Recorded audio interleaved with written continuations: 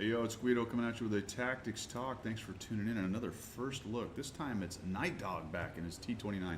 One of his favorite tanks. Has he 3 marked this? Nitedog, have you 3 marked yet? Alright, 2 mark. He's working on it. Working on the 3 mark.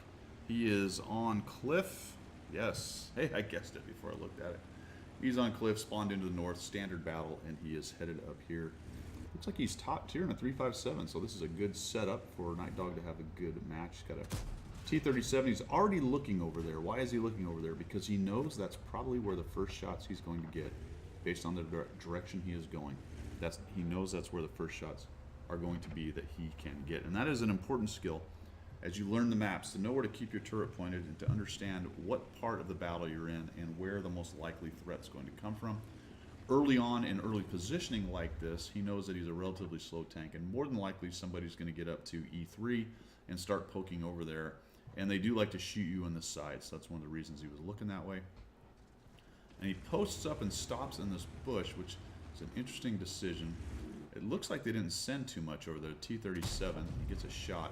And what he's doing is he is, again, flowing to the next most likely spot he can get a shot, and that is right here as people attempt to poke over. Sherman 3 makes a very foolish move and does it again. Now the T-37 is over there, and he's looking at several other guys who are poking around the corner. This is a team that's taking a lot of chances by poking right there. Bad news for our intrepid hero is that there is actually a lot of his tanks over on the A or the 1-2 line. Not A necessarily, but 1-2. So he is being very careful as far as where he's going here. Let's see if we can find this. Easy 8, he goes down. And it looks like the T-37 is dead. Is that true? You're right. So more than likely there's nobody over there at E3. So let's see what Nitedog does with that information. Or if he just hangs out here, maybe a little more passive than I would have been. You're the top dog. There's only a couple there. It looks like the 150, the Panther, the Oni are down below. But now you're starting to see the 150 come up. And the last thing you want to do is put your side to that 300 Alpha dropping T150. Now, why is he not? There we go. There he is. And, oh, a ricochet. That's that pretty good armor on the P43 Italian medium tanks. A little bit of an angle, a little bit of unlucky, a little bit of decent armor. T150 does not come up the ramp. You can see him over at about E2. He's down below fighting all his guys, all the Nitedog's guys down below. I think this is a good move.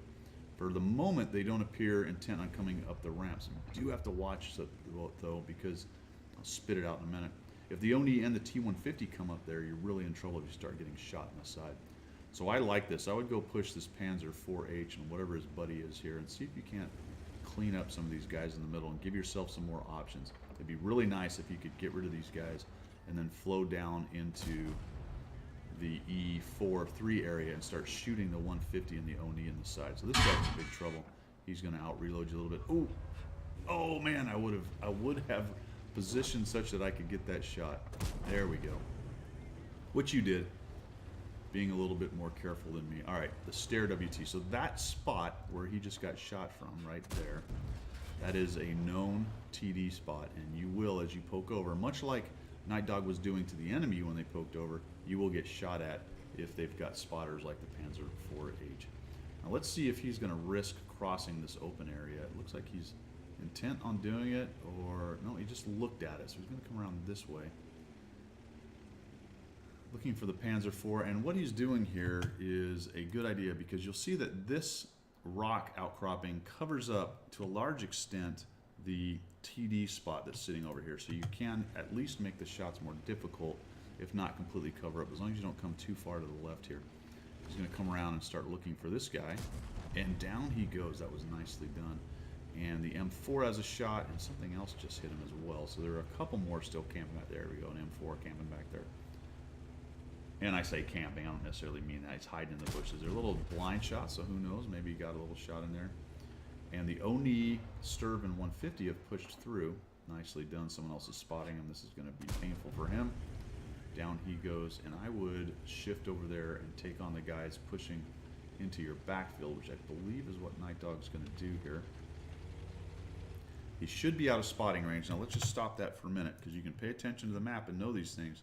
You can see that, this is I can get my control button pushed. That stair is probably sitting there. He's right at the edge of those lines. So a good opportunity to move across there. And even if he could see him, this little outcropping does make shots right here problematic. So it's not a bad move at all.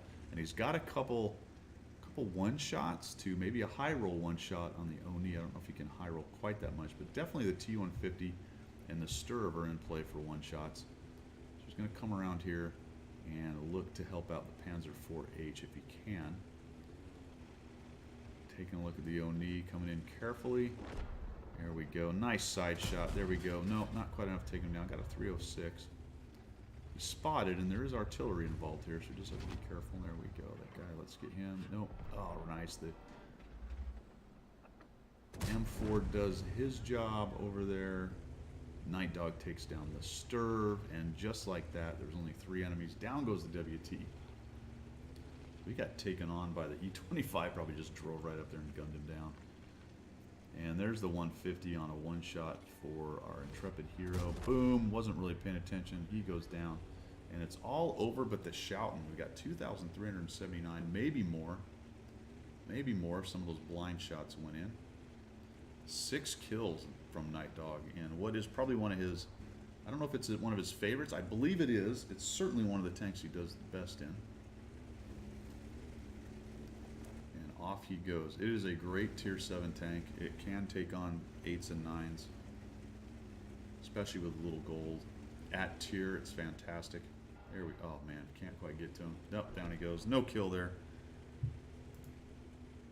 Nitedog, nice job. Thanks for sending that in. I do appreciate it. Hope everybody learned a little bit. There was a very good example of a more careful approach up the middle area on Cliff from the north spawn.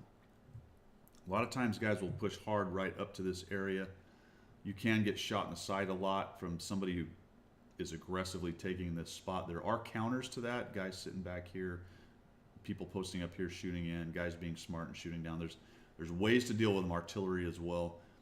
When he saw that that's not what the enemy was doing, he pushed in carefully and started working these guys. Once he cleared out the middle, that gives him freedom of movement, either to go to the west or to the east. He chose east because that's where the enemy was. Didn't really need to come down here until later. He used the back edge right here as they foolishly pushed in and got down in the bowl, cleared those guys up, and then basically game was over.